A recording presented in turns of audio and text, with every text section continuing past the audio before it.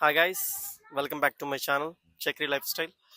And మీ దగ్గర Netflix ఉందా? అయితే మీరు ఈ వీకెండ్ బాగా ఎంజాయ్ చేయొచ్చు. నేను 2 మూవీస్ చూశాను. ఒకటి బాగా నచ్చింది, ఒకటి ఓకే యావరేజ్గా ఉంటుంది సినిమా. ఒకటి హిందీ ఫిలిం సుల్తాన్, ఇంకోటి Malayalam film Echo. Malayalam film Telugu, Tamil, Hindi, Malayalam అన్ని లాంగ్వేజెస్లో స్ట్రీమ్ అవుతుంది.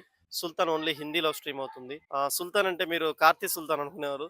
సుల్తాన్ 2016 ఫిలిం, సల్మాన్ ఖాన్ది.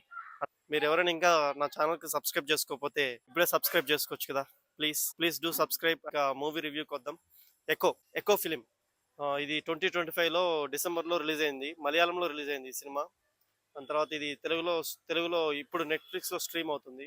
మీరు ఎవరైనా ఈ వీకెండ్ ఎంజాయ్ చేయాలనుకుంటే ఈ మూవీ చూడండి. యావరేజ్గా బాగుంది, నాకైతే అంత నచ్చలేదు.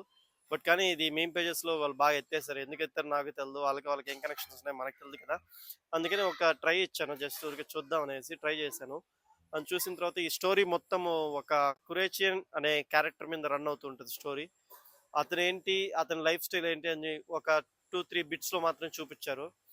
ఆ తర్వాత అతని గురించి ఫుల్గా కూడా చెప్పలేదు, కానీ అతని గురించి ఫుల్ సస్పెన్స్ ఉంటుంది సినిమా. అంత సస్పెన్స్ పెట్టి అతని గురించి లాస్ట్కి వచ్చేసరికి కూడా అతని గురించి ఏం చెప్పకుండా మూవీ ఫినిష్ చేస్తారు.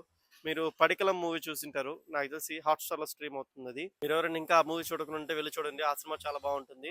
When compare to this film ఎక్కువ పడికలం బాగుంటుంది. పడికలం గురించి ఎందుకు చెప్తానంటే మీరు ఆ సినిమా చూసినట్టయితే ఆ సినిమాలో ఒక లీడ్ క్యారెక్టర్ ఉంటుంది. ఆ లీడ్ క్యారెక్టరే ఇప్పుడు ఎకో ఫిలింలో కూడా ఒక క్యారెక్టర్ చేశారు. అది కూడా ఎకో ఫిలింలో లీడ్ క్యారెక్టర్ అనమాట. అందుకే ఆ సినిమా చూడమని చెప్తున్నాను. అండ్ కంపారిటివ్లీ నాకు ఆ సినిమా నచ్చింది ఎక్కువ కంటే. మీరు ఎవరైనా ఈ వీకెండ్ చూడాలనుకుంటే ఎక్కువ చూడండి, బాగుంటుంది. ఓకే, అండ్ ఫైనలీ ఈ సినిమా రేటింగ్కి వస్తే నా రేటింగ్ ఈ సినిమాకి వచ్చేసి నేను 2.5/5 ఇస్తాను అంతే. దీనికి మించి ఎక్కువ ఇవ్వలేను, నాకు సినిమా నచ్చలేదు. Thanks for watching.